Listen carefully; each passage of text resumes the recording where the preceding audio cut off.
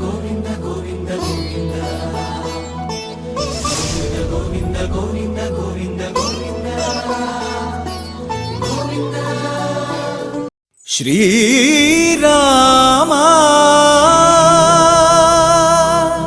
జయ రామ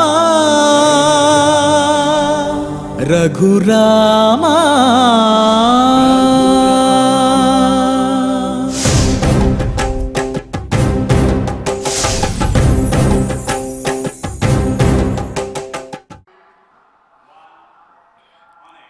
ఓం నమో వెంకటేశాయ.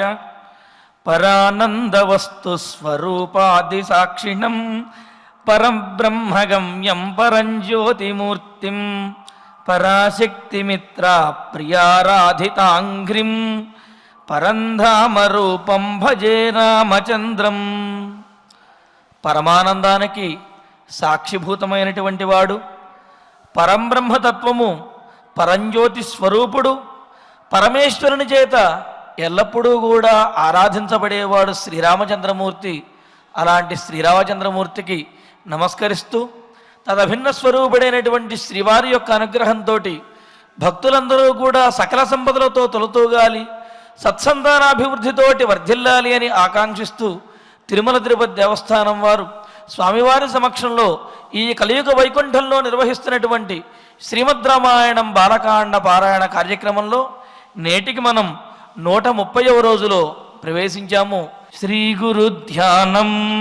గురుర్బ్రహ్మ గురుర్విష్ణు గురుర్దేవో మహేశ్వర గురు సాక్షాత్ పరం బ్రహ్మ తస్మై శ్రీ గురవే నమః. శ్రీనివాస ధ్యానం. శ్రీ వెంకటాచలాధీశం శ్రియాధ్యాసితవక్షసం శ్రితచేతన మందారం శ్రీనివాసమహం భజే.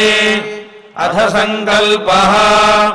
శ్రీమదాదివరాహ క్షేత్రే విరాజమానస్య శ్రీ పద్మావతీ జానేః అఖిలాండకోటి బ్రహ్మాండ నాయకస్య శ్రీరామచంద్ర రూపాంతరస్య భగవతః శ్రీ వెంకటేశ్వర స్వామి సన్నిధౌ హనుమత్ సీతా లక్ష్మణ భరత శత్రుఘ్న పరివార సమేత శ్రీరామచంద్ర పరబ్రహ్మణః పరిపూర్ణానుగ్రహేణ అస్మిన్ భువనే ఇత్యాది సర్వశుభఫల ప్రాప్త్యర్థం తేషాం సర్వతోముఖాభివృద్ధి ద్వారా శ్రీరామరాజ్యస్య పునర్వ్యవస్థాపనార్థం అనూఢానాం శీఘ్రమేవ వివాహసిద్ధ్యర్థం దంపతీనాం అనుకూల దాంపత్య సిద్ధ్యర్థం సంతానార్థినాం శీఘ్రమేవ సత్సంతాన ప్రాప్త్యర్థం తతః పితృదేవతా ప్రీత్యర్థం గో సంరక్షణార్థం చ సకల సంపత్ప్రదే శ్రీమద్వాల్మీకి రామాయణాంతర్గతే బాలకాండే యథాశక్తి శ్లోక వ్యాఖ్యాన పురస్సరం 18 సర్గ శ్లోక పారాయణం తథా శ్రీమద్యోగవాసిష్ఠే విశూచికా మహామారి నివారకస్య మహామంత్రస్య పారాయణం శ్రీధన్వంతరి మంత్ర పారాయణం చ అన్యోన్య సాహాయ్యేన ఆచార్య ముఖేన కరిష్యామహే. శ్రీ వాల్మీకి ప్రార్థనా. వాల్మీకే ముని సింహస్య కవితావనచారిణః శృణ్వన్ రామకథానాదం కో న యాతి పరాంగతిం. శ్రీ ఆంజనేయ ప్రార్థనా. యత్ర యత్ర రఘునాథ కీర్తనం తత్ర తత్ర కృతమస్తకాంజలిం బాష్పవారి పరిపూర్ణలోచనం మారుతిం నమత రాక్షసాంతకం. శ్రీరామాయణ ప్రార్థనా. वेदवेद्ये परे पुंसि जाते दशरथात्मजे वेदप्राचेदसादासीत् साक्षात् रामायणात्मना श्रीरामप्रार्थना आपदामपहर्तारम् दातारम् सर्वसम्पदाम् लोकाभिरामम् श्रीरामम् भूयो भूयो नमाम्यहम् श्रीरामचन्द्र परब्रह्मणे नमः। अथ श्रीमद् रामायणे बालकाण्डे 18 सर्गः। श्री गुरुभ्यो नमः। श्री वेंकटेश चरणौ शरणं प्रपद्ये। श्रीरामाय नमः। गतेषु पृथिवीशेषु राजा दशरथस्तदा प्रविवेश पुरीं श्रीमान् पुरस्कृत्य द्विजोत्तमान्। దశరథ మహారాజు గారి యొక్క మహాక్రతువు అశ్వమేధము, ఆ తరువాత పుత్రకామేష్టి అనేటటువంటి కార్యక్రమాలన్నీ మహావైభవంగా ముగిసిన పిదప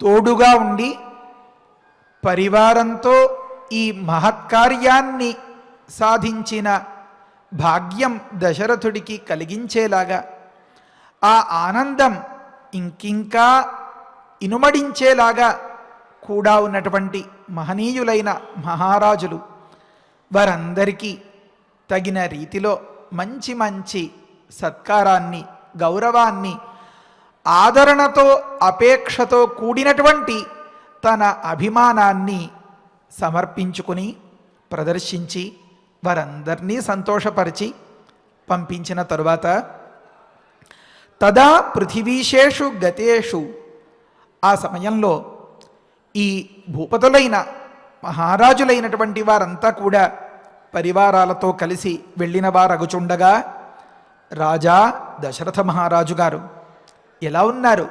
శ్రీమాన్, గొప్ప శోభతో వెలిగిపోతున్నాడు. కళకళ ఆడిపోతోంది ముఖమంతా. ఆనందమే ఆనందం.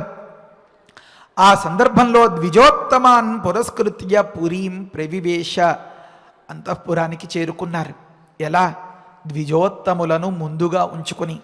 మనం ఎప్పుడు ఎక్కడికి ఎలా ప్రయాణం చేసినా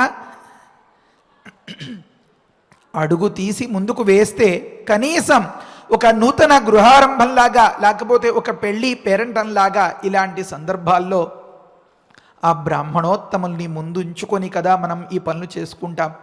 ఎందుకని అంటే యద్దేవాః యద్బ్రాహ్మణాః తుష్టతమాః వదంతి తద్దేవాః కర్మభిరాచరంతి అని శాస్త్రం.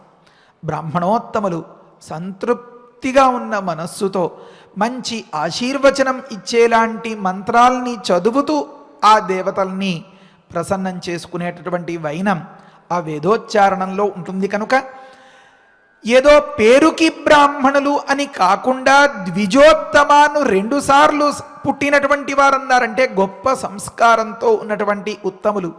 మరి దశరథ మహారాజు యొక్క పరివారంలో ఉన్నవారు ఎవరు? వారంతా అంటే మన ఋష్యశృంగుల వారు, వశిష్ఠుల వారు, కులగురువులు. వీరందరినీ కూడా ముందు ఉంచుకొని మంచి ఘడియలో ఆ అంతఃపురంలో అడుగుపెట్టారు. తర్వాతి శ్లోకం. శాంతయా ప్రయయౌ సార్ధం ఋష్యశృంగస్సు పూజిత అన్వీయమానో రాజ్ఞాథ సానుయాత్రేణ ధీమత. మరి యజ్ఞం అని పేరు పెట్టగానే మొట్టమొదట ఎవరిని ముందు ఉంచుకొని ఈ కార్యక్రమం అంతా చెయ్యాలని గురువులు ఉపదేశం చేశారు? ఋష్యశృంగుల వారిని. అలాంటి ఋష్యశృంగుల వారిని మనసులో అనుకున్నదే తడవుగా వెళ్ళి అక్కడ వారం 10 రోజులు 15 రోజులు ప్రశాంతంగా రోమపాదుని రాజ్యంలో ఉండి ఋష్యశృంగుల వారిని వెంట పెట్టుకుని తెచ్చుకుని మొదలుపెట్టారు కదా. ఏనాటి కథ ఇది? మరి ఋష్యశృంగుల వారు అయ్యా మేము ఇంకా బయలుదేరమా అని అనరా? ఇక్కడ ఎన్నాళ్ళున్నా ఉండాలనే ఉంటుంది. మరి ఒకానొక సందర్భంలో విభండక మహర్షి తండ్రి గారు చెప్పారు కదా, కొంతకాలం ఇక్కడ వ్యవహారాన్ని ముగించుకుని నాయనా లోకక్షేమాన్ని కలిగించి లోక కళ్యాణకరములైనటువంటి కార్యక్రమాల్ని నీ వంతు అందంగా నిర్వహించి మళ్ళీ తిరిగి మన తపస్థానానికి చేరుకోవాలి, తపోవనానికి అని. కనుక ఋష్యశృంగుల వారు వారి మాటలు, వారి తీరు, చేష్ట చూసేటప్పటికే దశరథుడు గమనించి ఉంటారు. పాపం మీరు వచ్చి చాలా రోజులైంది, మిమ్మల్ని చాలా శ్రమ పెట్టాను, నా క్రతువుని నన్ను అందంగా ఆదుకుని మంచిగా ముగించేరు మహనీయులారా అని చెప్పి మరొక్కసారి వారికి మోకరిల్లి ఆ శాంతమ్మకు తగినటువంటి పసుపు కుంకాలు వగైరాలు అన్నీ సమర్పించి విడువలేక ఇంకా తప్పదు అనే పరిస్థితిలో వారిని కూడా సాగనంపారు. మరప్పుడు ఇక్కడ చాలా ఆశ్చర్యం ఏమంటే, ఇక్కడ ఈ కార్యక్రమానికి అంతకీ ప్రధానమైన వ్యక్తి ఎవరు? ఋష్యశృంగుల వారు. మరి ఋష్యశృంగుల వారి దగ్గర కొంచెం పెద్దరికం అట్టే పెట్టుకుని ఇంతటి ఘనకార్యానికి కారకులైన మరొకరున్నారు, రోమపాదులు. మరి పిల్లనిచ్చిన వ్యక్తి కదా, ఏం మామూలు వాడా, తండ్రి అంతటి వ్యక్తి.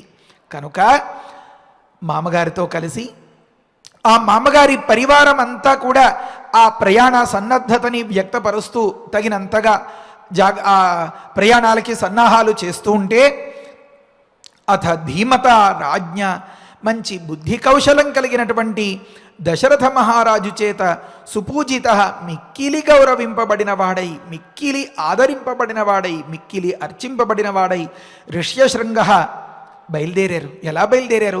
నేను కొన్నాళ్ళు ఉండి వస్తాను అని అందా శాంతమ్మ. కానే కాదు, భర్తని విడిచిపెట్టి ఒక్క క్షణం కూడా ఉండలేదన్నమాట. అందుకనే ఆమె పేరే శాంత అని. ఏ ఇతరములైనటువంటి వికారాలకి తావు లేకుండా అన్నీ శాంతించి, ఏదో చెప్తారు ఒక సందర్భంలో, యజ్ఞేశ్వరుడికి జతగా ఉన్న స్వాహాదేవి మాదిరిగా అలా ఉందన్నమాట. స్వాహాదేవి లేనిదే యజ్ఞేశ్వరుడు ఏం చేయగలుగుతాడు? ఏమీ చేయలేడు. కనుక అలాగా అగ్నిహోత్రుడికి స్వాహాదేవిలాగా, యజ్ఞపురుషుడికి దక్షిణాదేవిలాగా అలా వెంబడించి అనుసరించి రాగా, శాంతయా అన్వీయమాన, శాంతతో అనుసరింపబడుతున్నవాడై మళ్ళీ సానుయాత్రేణ సార్థం ప్రజయౌ అన్నారు. ఇంకా కూడా అనుసరించి వస్తూ ఉన్నటువంటి వారెవరు అంటే రోమపాద మహారాజు. ఈ రోమపాద మహారాజు పరివారంతో కలిసి అందరూ సంతోషంగా తమ తమ రాజ్యాలకి బయలుదేరారు. తర్వాతి శ్లోకం, ఏవం విసృజ్యతాన్ సర్వాన్ రాజా సంపూర్ణమానస ఉవాస సుఖితః తత్ర పుత్రోత్పత్తిం విచింతయన్. చాలా సంతోషకరమైనటువంటి మాట. తలుచుకుంటేనే ఎంతో మనసు నిండిపోయేలాంటి కథ మన శ్రీరామ జననం. అయోధ్యావర్ణనం మొదలుపెట్టి ఇప్పటి వరకు చెప్పిన ప్రతి అంశము, ఎందుకంటే భగవద్ అవతారానికి తగినంత అవసరం ఏర్పడింది, భగవద్ అవతారానికి యోగ్యమైనటువంటి చోటు దొరికింది, లోకంలో తన వాళ్ళని అందరినీ కాపాడుకోవడానికి ఇప్పుడు సందర్భం ఏర్పడింది. ఇదే సందర్భంలో దశరథ మహారాజు గారి యోగ్యత కూడా ఇంకా హెచ్చింది, ఇంకా పెరిగింది. ఒకానొక సందర్భంలో లోకమంతా పరిశీలిస్తే శ్రీరాముడికి ఎవరితో పోలిక చెప్పాలి అంటే 2-3 సార్లు మనం అనుకున్నాం, గుణైర్ దశరథోపమ అని చెప్పాల్సి వచ్చింది. అంతటి మహనీయమైన సుగుణ సంపత్తి. ఏమి ఆ సుగుణ సంపత్తి అంటే కూడా చాలాసార్లు మనం అనుకున్నాం, లోకక్షేమం. ఇన్నాళ్ల నుంచి ఏనాడో ఇక్ష్వాకువు మొదలుగా ఉన్నటువంటి నా వరకు జరిగినటువంటి ఈ పరంపరలో లోకక్షేమమే, దేశ సౌభాగ్యమే ప్రధానంగా ఉన్న మా ఇంట ఒక పంట పండే అవకాశం లేదా అని కదా దశరథుడు ఆనాడు చాలా చాలా చాలా మనసులో వెతలు పడి ఆందోళనతో, ఈ రకమైనటువంటి సంకల్పంతో, ఈ రకమైనటువంటి ఆర్తితో ఆ పరమాత్మను వేడుకున్నాడు.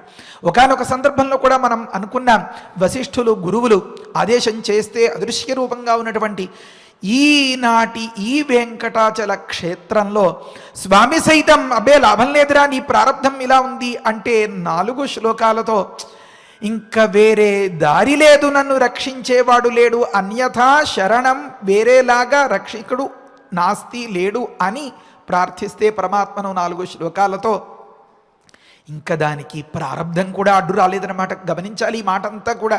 మనం భగవంతుణ్ణి అంతల్లా ప్రసన్నం చేసుకోగలిగితే నిజంగా మన దుష్కృతాన్ని, మన దురితాన్ని, మన దుఃఖాన్ని కూడా అలా తుడిచేసేటటువంటి ఔదార్యం, వాత్సల్యం ఆ పరమాత్మదు. కనుక నేను అస్సలు బాకీ ఉంచుకోను, ఒక్కొక్క శ్లోకానికి బదులుగా ఒక్కొక్కరు అన్నట్లుగా 4 స్వరూపాలతో నేను నీ ఇంట అవతరించబోతాను అని వరమిచ్చారని అనుకున్నాం కదా. అలాంటి అవతారమునకు నిమిత్తములన్నింటినీ ఇప్పటి వరకు చెప్పినటువంటి వాల్మీకి మహర్షి ఇటుపైన మన రామజననం గురించి చెప్పబోతున్నారు. దానిలో దీన్ని అంతని తలుచుకుంటూ ఉంటే, అంటే ఏమి, ఒకానొక సందర్భంలో సుమంత్రుల వారు బ్రహ్మసభలో జరిగిన వృత్తాంతాన్ని అంతని చెప్పడం, ఋష్యశృంగుల వారు అక్కడికి రాగానే అక్కడంతా వర్షం కురవడం, ఈ వగైరాలు అంతా జరగడం, ఈ నిదర్శనాలన్నీ పరిశీలిస్తే ఋష్యశృంగుల వారు ఇక్కడికి వచ్చి యాగమంతా ఇంత అద్భుతంగా వైభవంగా జరిపించిన పిదప ఆ ప్రాజాపత్య పురుషుడు యజ్ఞేశ్వరుడు మన శ్రీ మహావిష్ణువు అందులోంచి ఆవిర్భవిస్తే ఈ జరిగిన రుజువులన్నీ చూసినటువంటి దశరథుడికి ఇంకా జరగబోయేది స్పష్టంగా కళ్ళెదురుగా కనపడుతోందన్నమాట. కనుక ఏవం విసృజ్యతాన్ సర్వాన్ అని చెప్పారు. ఈ విధంగా సంపూర్ణ మానస అన్నారు. అంటే ఒక రకంగా బంధువులందరూ వెళ్ళిపోయారు, ఆత్మీయులందరూ వెళ్ళిపోయారు. అసలు ఋష్యశృంగుడన్న మాటే తనకి తెలియని దశలో ఆ ఋష్యశృంగుడితో శాంతమ్మతో ఎంత అనుబంధం ఏర్పడిపోయింది. ఈ స్థితిలో సంపూర్ణ మానసుడైనటువంటి అనుంది. అంటే వారందరినీ పంపించాడు. ఇల్లంతా ఏదో ఖాళీగా వెలవెలబోతోంది అంటారే, బంధువులందరినీ పంపించేసిన తర్వాత అలా ఇంట్లోకి రావాలంటేనే అమ్మో అనిపించేస్తుంది. వంట చేయడానికి ఆడవాళ్ళకి మనస్కరించదు, ఏదైనా వ్యవహారం చూడడానికి భర్తకి మనస్కరించదు. పిల్లలందరూ అమ్మ మనం కూడా వెళ్ళిపోదాం అమ్మ వాళ్ళ ఇంటికి అంటూ ఉంటారు. అప్పటిదాకా హుషారుగా జరిగినటువంటి ఆ సందర్భం. కానీ సంపూర్ణ మానస అని అన్నారంటే ఆ మహనీయులు అంతంతటి దీవెనలు అందించి వెళ్ళారన్నమాట. చాలా ముఖ్యమైన మాట ఏమనంటే, మన ఇళ్లలో ఏదైనా శుభకార్యాలు అవి జరిగినప్పుడు తాంబూలాలకి వస్తారనుకోండి మన వాళ్ళంతా. ఇంకెంత వదిన, లేకపోతే ఏదో అక్క బావ మేము ముహూర్తాలు పెట్టిన వెంటనే మాకు చెప్పండి, వెంటనే పెళ్ళికి ఇలా అంటే అలా వచ్చి వాళ్తామంటారు. కొన్ని సందర్భాల్లో ఆ తాంబూలాలప్పుడే ఆ గురుగారిని పిలిచి ఆచార్యుడి ద్వారా ముహూర్తాలు కూడా పెట్టించేసుకోవచ్చు. అంటే జరగబోయే శుభకార్యం ఇప్పటి నుంచి వారి దృష్టిలో ఉండిపోతుందన్నమాట. అలా తిరిగి వస్తాము అని ఆశ చూపించి వెళ్తారు కదా. అలా ఆ జరగబోయే దానికి సంబంధించిన ఆశీర్వచనాల్ని అందించినటువంటి ఆ తరుణంలో దశరథుడికి ఈ వీరందరూ బయలుదేరేశారు అనే బాధ కంటే మళ్ళీ అతి త్వరలో వారంతా వెనక్కి రాబోతున్నారు, దానికి కారణమేమి, మన రాముడు రాబోతున్నాడు అనే ఆనందం ఎక్కువగా ఉందన్నమాట. కనుక సంపూర్ణ మానస తన మనోరథం నిండుగా నెరవేరినటువంటి ఆ సందర్భంలో మనస్సంతా సంతోషంతో నిండిపోయింది దశరథుడికి. తాను సర్వాన్ విసృజ్య వారందరినీ పంపించేసి పుత్రోత్పత్తిం విచింతయన్ సుఖిత తత్ర ఉవాస.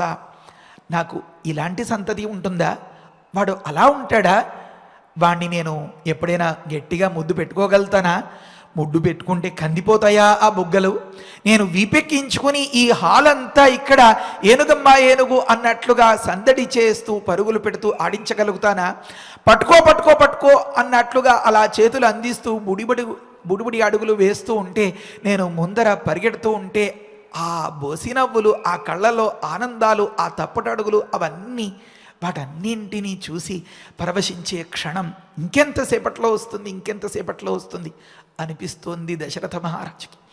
ఏదో క్షణం ఒక యుగంలా అంటారే, మనం ఎంతలా ఎదురు చూస్తూ ఉంటామో ఆ సందర్భంలో ఎప్పుడూ తిరిగే గడియారమే అయినా ఇంకా ఏమీ తెల్లారట్లేదు, ఇంకా అక్క ఎప్పుడు వస్తుంది, ఇంకా బావ ఎప్పుడు వస్తాడు అని అనుకుంటూ ఉంటారే ఇంట్లో పిల్లలు. ఆ మాదిరిగా ఉంది దశరథుడికి.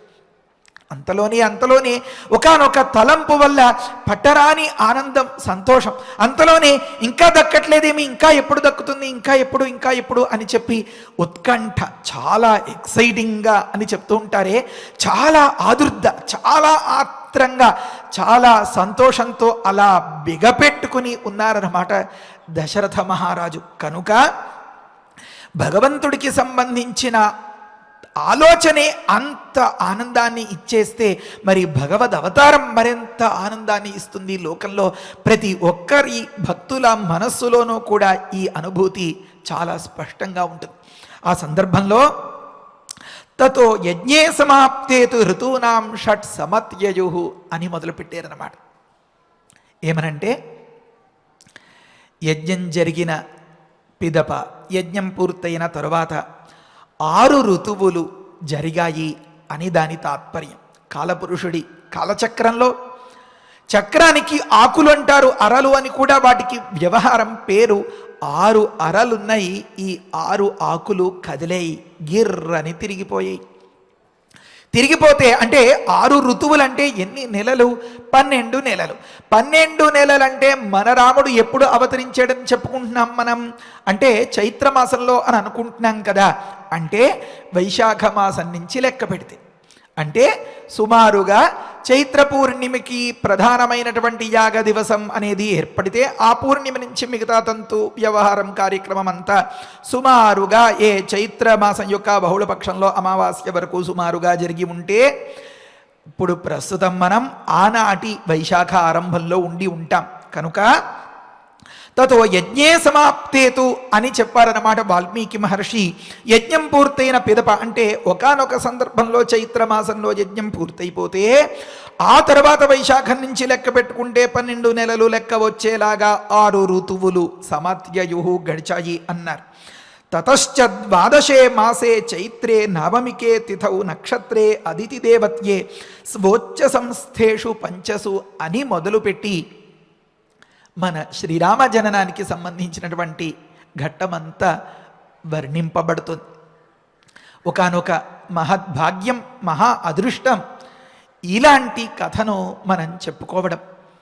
నిజంగా చెప్పాలంటే రేపటి రోజున మనం ఇంతవరకు జరుపుకున్నటువంటి ఈ ప్రవచనం తాలూకు మూల మంత్రం లాంటి ఆ భాగాల్ని 14, 15, 16, 17 సర్గల్ని పారాయణం చేసుకుని రేపటి రోజున ఎల్లుండి రోజు నుంచి మళ్ళీ మన ప్రవచనాన్ని కొనసాగించుకుంటాం. అంత శ్రీరామానుగ్రహం.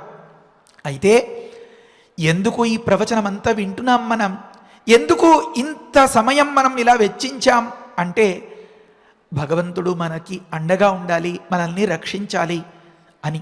భగవంతుడు మనల్ని రక్షించడం అన్నదానికి అర్థమేమి అంటే మనల్ని ఇంకా సుఖపెట్టాలి, మనకుండే దుఃఖాలన్నీ పూర్తిగా పోగొట్టాలి అని.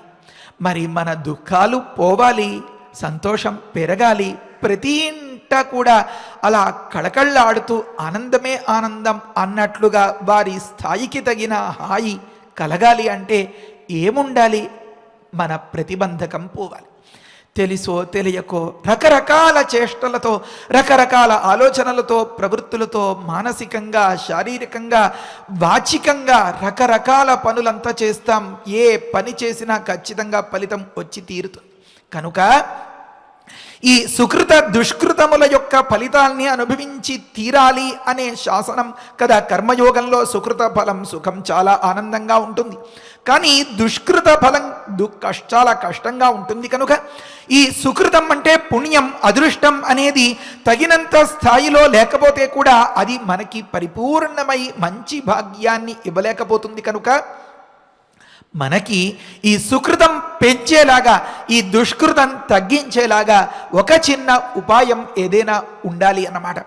అందుకనే దశరథ మహారాజు చాలా కష్టపడి పెద్ద అశ్వమేధ యాగం అనే దాన్ని చేశారు.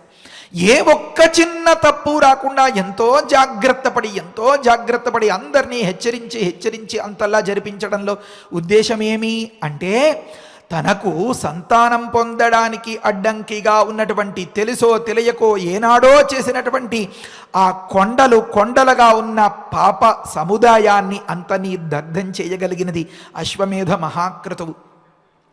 అలాంటి క్రతువు తర్వాత చిన్నగా అంటే అన్నీ సిద్ధం చేసుకున్న తర్వాత ఒకానొక వైద్యుడు ఏదో అలా వెళ్ళి ఇలా ముగించుకుని ఆ ఆపరేషన్ అంటారే ఆ శస్త్రచికిత్సని ముగించి బయటకు వచ్చి అంతా క్షేమం, సుఖంగా ఉంది, కాసేపట్లో తెలివి వస్తుంది, మీరు వెళ్ళి చూసి రావచ్చు అని చెప్పినంత సులువుగా పుత్రకామేష్టిని జరిపించేశారు. కనుక ఆ ఘట్టాలన్నీ కూడా మనం ఒక్కసారి నిశ్శబ్దంగా విని, అంతేకాదు స్వామికి వినిపించి, అంతేకాదు మనం వింటూ స్వామికి వినిపిస్తూ మన శరీరానికి యత్వగస్థి గతం పాపం దేహే తిష్టతి మామకే అని చెప్తారు కదా. మన శరీరాన్ని, మన అస్థిని, మన లోపల ఉండేటటువంటి ధాతువుల్ని పట్టేసి ఉన్నటువంటి ఆ పాపము అనేటటువంటి బురదను ఈ చెవుల ద్వారా రామ కథకు సంబంధించినటువంటి దివ్యమైనటువంటి విజ్ఞానంతో వాల్మీకి మహర్షి వేద సారంగా అందించినటువంటి ఈ అశ్వమేధ క్రతువుకి సంబంధించిన పుత్రకామేష్టికి సంబంధించిన ఈ ఘట్టాన్ని అంతని కూడా మనం ఒక్కసారి మననం చేసుకున్నట్లయితే, అంటే ఇందులో ప్రధానంగా శ్రవణం, ప్రధానంగా మననం అన్నమాట. వింటేనే కానీ మనం మననం చేసుకోలేం కదా.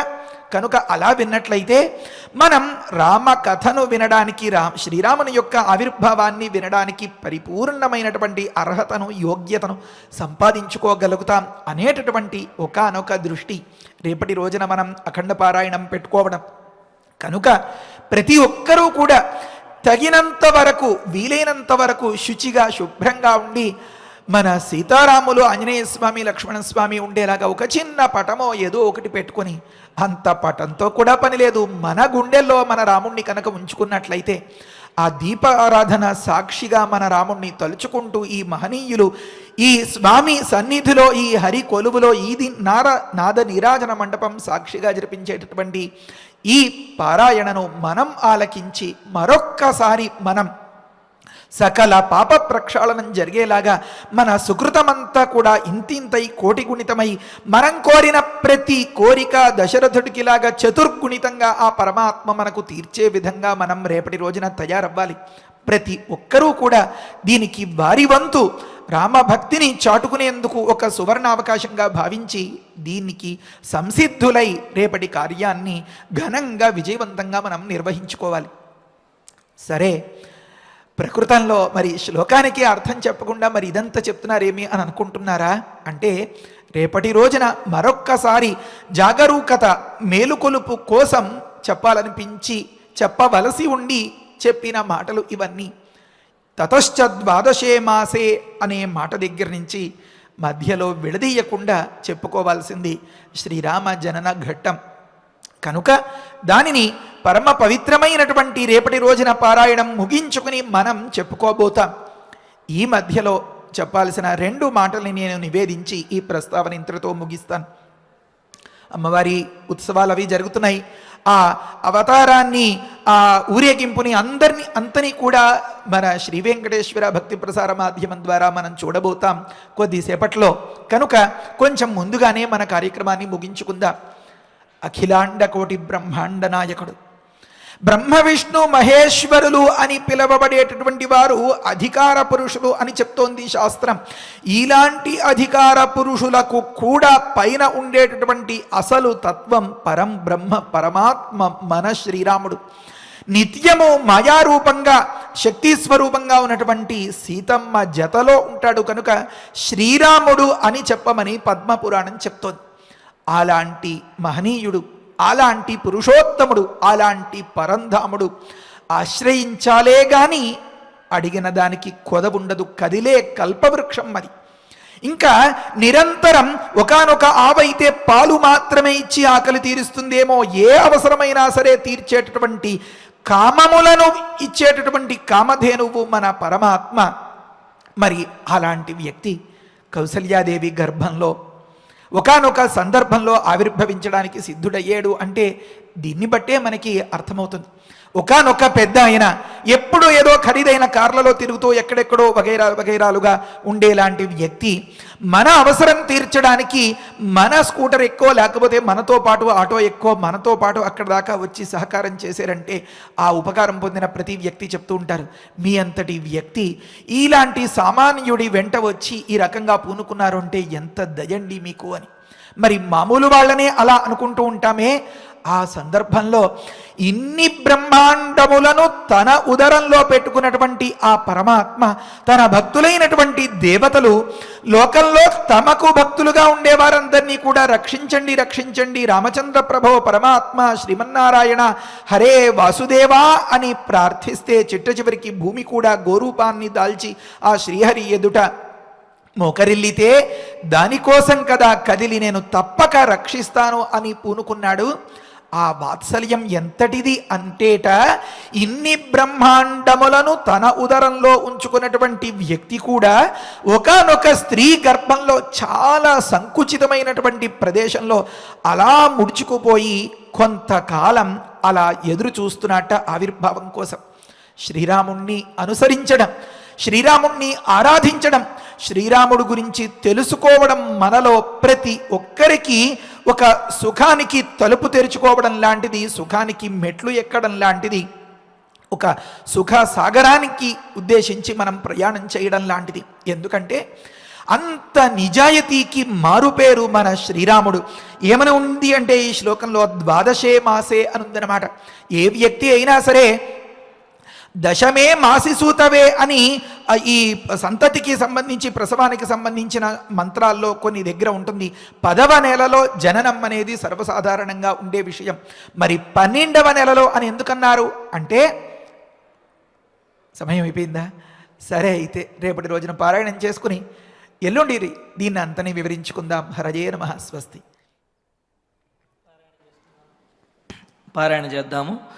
గతేషు గతేషు పృథివీశేషు పృథివీశేషు రాజా రాజా దశరథస్తదా దశరథస్తదా ప్రవివేశ ప్రవివేశ పురీం శ్రీమాన్ పురీం శ్రీమాన్ పురస్కృత్య పురస్కృత్య ద్విజోత్తమాన్ ద్విజోత్తమాన్ గతేషు గతేషు పృథివీశేషు పృథివీశేషు రాజా రాజా దశరథస్తదా దశరథస్తదా ప్రవివేశ ప్రవివేశ పురీం శ్రీమాన్ పురీం శ్రీమాన్ పురస్కృత్య పురస్కృత్య ద్విజోత్తమాన్ ద్విజోత్తమాన్ శాంతయా శాంతయా ప్రయయౌ ప్రయయౌ సార్ధం సార్ధం ఋష్యశృంగః ఋష్యశృంగః సుపూజితః సుపూజితః అన్వీయమానః అన్వీయమానః రాజ్ఞాధ రాజ్ఞాత సానుయాత్రేణ సానుయాత్రేణ ధీమతా ధీమతా శాంతయా శాంతయా ప్రయయౌ సార్ధం ప్రయయౌ సార్ధం ఋష్యశృంగః ఋష్యశృంగః సుపూజితః సుపూజితః అన్వీయమానః అన్వీయమానః రాజ్ఞాధ రాజ్ఞాత సానుయాత్రేణ సానుయాత్రేణ ధీమతా ధీమతా ఏవం విసృజ్య ఏవం విసృజ్య తాన్ సర్వాన్ తాన్ సర్వాన్ రాజా రాజా సంపూర్ణమానసః సంపూర్ణమానసః ఉవాస ఉవాస సుఖితస్తత్ర సుషితస్తత్ర పుత్రోత్పత్తిం పుత్రోత్పత్తిం విచింతయన్ విచింతయన్ తతో యజ్ఞే తతో యజ్ఞే సమాప్తే తు సమాప్తే తు ఋతూనాం ఋతూనాం షట్సమత్యయుః షట్సమత్యయుః ఏవం విసృజ్య ఏవం విసృజ్య తాన్ సర్వాన్ తాన్ సర్వాన్ రాజా రాజా సంపూర్ణమానసః సంపూర్ణమానసః ఉవాస ఉవాస సుఖితస్తత్ర సుఖితస్తత్ర పుత్రోత్పత్తిం పుత్రోత్పత్తిం విచింతయన్ విచింతయన్ తతో యజ్ఞే తతో యజ్ఞే సమాప్తే తు సమాప్తే తు ఋతూనాం ఋతూనాం షట్సమత్యయుః షట్సమత్యయుః. రసరమ్యమైనటువంటి రామాయణ ప్రవచనంలో రామచంద్రమూర్తి ఆవిర్భవించబోతూ ఉన్నారు. దానికి ముందుగా ఈ యాగాన్ని, ఈ అశ్వమేధ యాగాన్ని, పుత్రకామేష్టి యాగాన్ని కూడా చక్కగా నిర్వహించినటువంటి ఋష్యశృంగుడు మొదలైన వారందరూ కూడా సంతృప్తిగా ఆ యాగమండపం నుండి వారి వారి రాజ్యాలకు బయలుదేరారనే విషయాన్ని చక్కగా తెలియజేశారు. ఇక్కడ రాజా సంపూర్ణ మానస అని అన్నారు. ఇక్కడ ఉన్నది అసలు కిటుకు అంటే తాను నిర్వహించినటువంటి కార్యము చక్కగా నిర్వహించాను అనేటటువంటి సంతృప్తి దశరథ మహారాజుకు ఉన్నది. అందులో విశేషం ఏమిటి అంటే మహాత్ములైనటువంటి వారు మంత్రద్రష్టలు ఎవరైతే ఉన్నారో వారు తన కోసము సావధానంగా సావకాశంగా యజ్ఞాన్ని ఆచరించారు అంటే ఆ యజ్ఞ ఫలము తప్పనిసరిగా తనకు ప్రాప్తిస్తుందనే నమ్మకము దశరథ మహారాజుకి ఉన్నది, ప్రాప్తించింది కూడాను. అదేవిధంగా మహాత్ములు తన పూజలను అందుకున్నారు అంటే ఇక్కడ ఋష్యశృంగ సుపూజిత అని చెప్పి మహాత్ములు తాను చేసినటువంటి పూజలను తాను చేసినటువంటి సత్కారాన్ని అందుకున్నారు అంటే రాబోయే ఫలానికి అవి సూచకములు అనే విషయం మనకు పెద్దలు తెలియజేస్తున్నారు.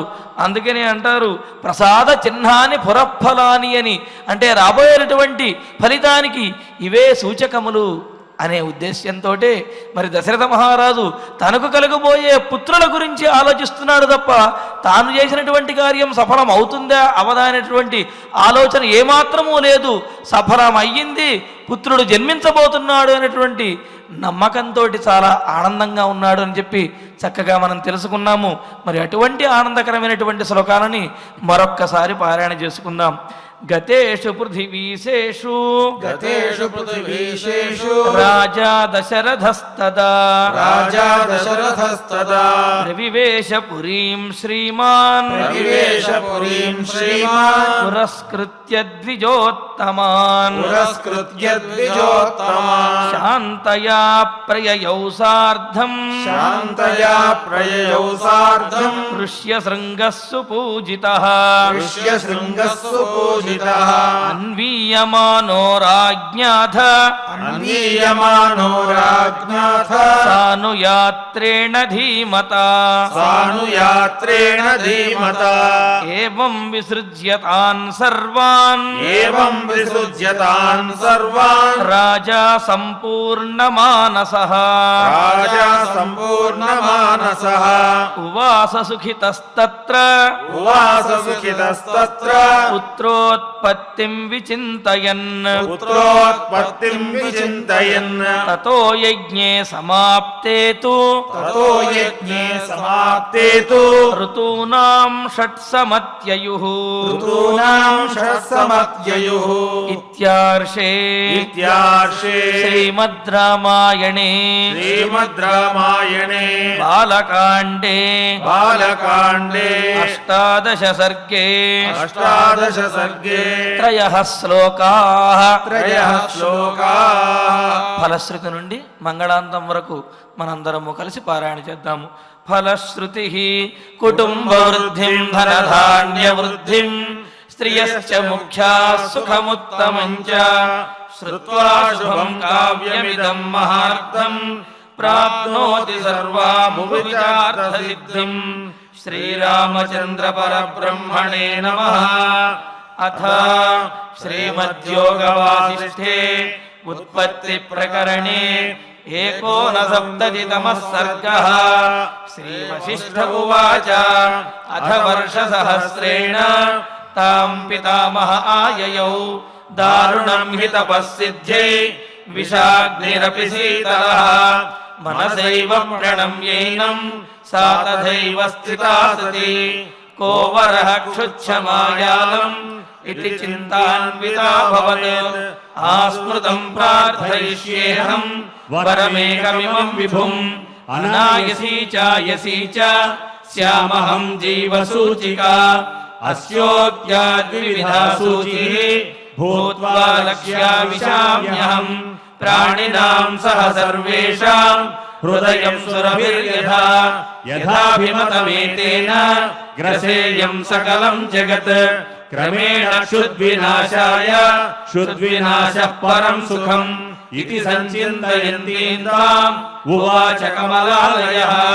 అన్యా దృశ్యాస్తథా దృష్ట్వా స్తనితాభ్రలరోపమం బ్రహ్మోవాచ పుత్రి కర్కటికే రక్షః కులశైలాభ్రమాలికే उत्तिष्ठत्वं तु दुष्टोऽस्मि गृहाणाभिमतं वरम् कर्कट्युवाच भगवन् भूतभव्येश स्यामहं जीवसूचिका अनायसी चायसी च विधेर्पयसि चेद्वरम् श्रीवसिष्ठ उवाच एवमस्त्विति तामुक्त्वा पुनराह पितामहः सूचिका सोपसर्गात्वम् भविष्यसि विसूचिका सूक्ष्मया मायया सर्वलोकहिंसां करिष्यसि दुर्भोजना दुरारम्भाः मूर्खा दुस्थितयश्च ये दुर्देशवासिनो दुष्टाः तेषां हिंसां करिष्यसि प्रविश्य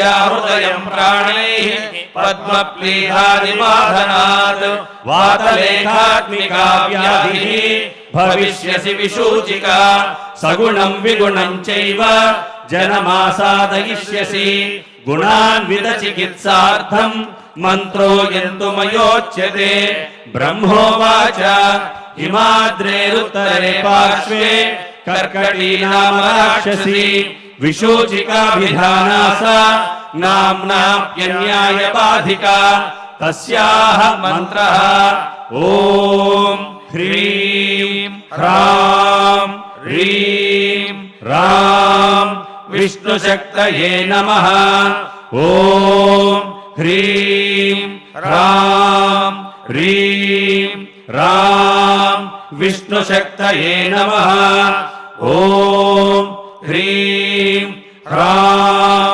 ह्रीं रां विष्णुशक्तये नमः ॐ नमो भगवति विष्णुशक्तिमेना ॐ हर हर नय नय पच पच मथ मथ उत्सादय उत्सादय दूरे कुरु स्वाहा हिमवन्तं गच्छ जीव सह सह सह चन्द्रमण्डलगतोऽसि स्वाहा ॐ नमो भगवति विष्णुशक्तिमेनाम् ॐ हर हर नय नय पच पच मथ मथ उत्सादय उत्सादय दूरे कुरु स्वाहा हिमवन्तं गच्छ जीव सह सह सह चन्द्रमण्डलगतोऽसि स्वाहा ॐ नमो भगवति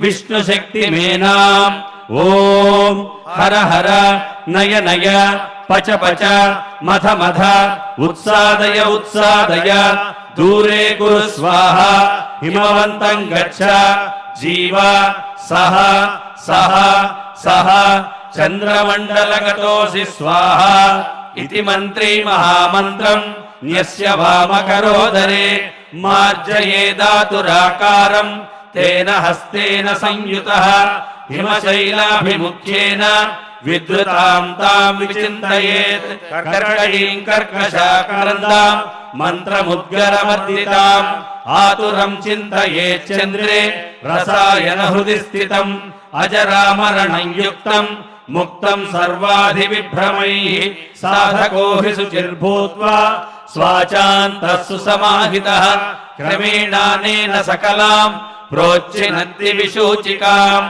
इति गगनगतः त्रिलोकनाथः गगनगसिद्धगृहीत सिद्धमन्त्रः गतः उपगतशक्रवन्द्यमानः निजपुरम् अक्षयम् आयम् उज्ज्वलश्रीः इति श्रीमद्योगवासिष्ठे उत्पत्तिप्रकरणे 59तमः सर्गः अथ धन्वन्तरि ध्यानम् अच्युतानन्त गोविन्द विष्णो नारायणामृत रोगान्मे नाशयाशेषान् आशु धन्वन्तरे हरे आरोग्यं दीर्घमायुष्यम् बलं तेजोधियं श्रियं स्वभक्तेभ्यो न गृह्णन्तम् वन्दे धन्वन्तरिं हरिं धन्वन्तरेरिमं श्लोकं भक्त्या नित्यं पठन्ति ये अनारोग्यं न तेषां स्यात् सुखं जीवन्ति ते चिरम् ॐ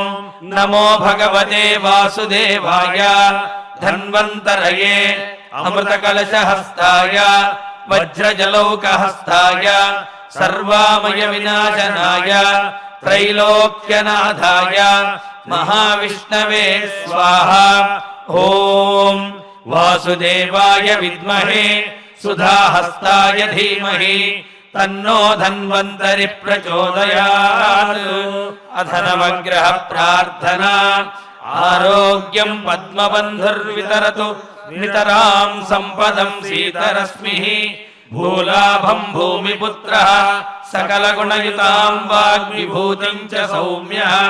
सौभाग्यं देवमन्त्री रिपुभयशमनं भार्गवः शौर्यमार्गिः। दीर्घायुः सैमिकेयः विपुलतरयशः केतुः। आचन्द्रतारम् अरिष्टानि प्रणश्यन्तु दुरितानि भयानि च। शान्तिरस्तु शुभं मेस्तु ग्रहाः कुर्वन्तु मङ्गलम्। अथ क्षमा प्रार्थना। यदक्षरपदभ्रष्टं मात्राहीनं च यद्भवेत् तत्सर्वं क्षम्यतां देव नारायण नमोऽस्तु ते। अथ भगवत्समर्पणम्। कायेन वाचा मनसेन्द्रियैर्वा बुद्ध्यात्मना वा प्रकृते स्वभावात् करोमि यद्यत् सकलं परस्मै नारायणायेति समर्पयामि। अथ मङ्गलम् श्रियकान्ताय कल्याण निधयेऽर्थिनाम् श्रीवेङ्कटनिवासाय श्रीनिवासाय मङ्गलम्। ఓం నమో వెంకటేశాయ. ఈరోజు 8 గంటలకు అమ్మవారి యొక్క ఈ కార్తీక బ్రహ్మోత్సవాలలో భాగంగా వాహన సేవా విశేషాలను ప్రత్యక్ష ప్రసారంలో భక్తులందరూ కూడా వీక్షించవచ్చును. అదేవిధంగా ఈనాడు ఉదయం 9:30 మన కలియుగ వైకుంఠంలో వసంత మండపంలో ధన్వంతరి విశేష పూజా కార్యక్రమం అనేది నిర్వహించబడుతుంది. ఆ 9:30కి నిర్వహించబడే ధన్వంతరి విశేష పూజా కార్యక్రమాన్ని కూడా భక్తులందరూ కూడా ప్రత్యక్ష ప్రసారంలో వీక్షించవచ్చును. అదేవిధంగా ఇంతకుముందు చెప్పినట్లుగా రేపు ఉదయం 9 గంటలకు మన బాలకాండ 4వ అఖండ పారాయణ కార్యక్రమం నిర్వహించబడుతుంది. కావున భక్తులందరూ కూడా ఈ అఖండ పారాయణ కార్యక్రమంలో పాల్గొని రామచంద్రమూర్తి యొక్క పరిపూర్ణమైన అనుగ్రహాన్ని పొందవలసిందిగా తెలియజేస్తున్నాము. ఓం నమో వెంకటేశాయ.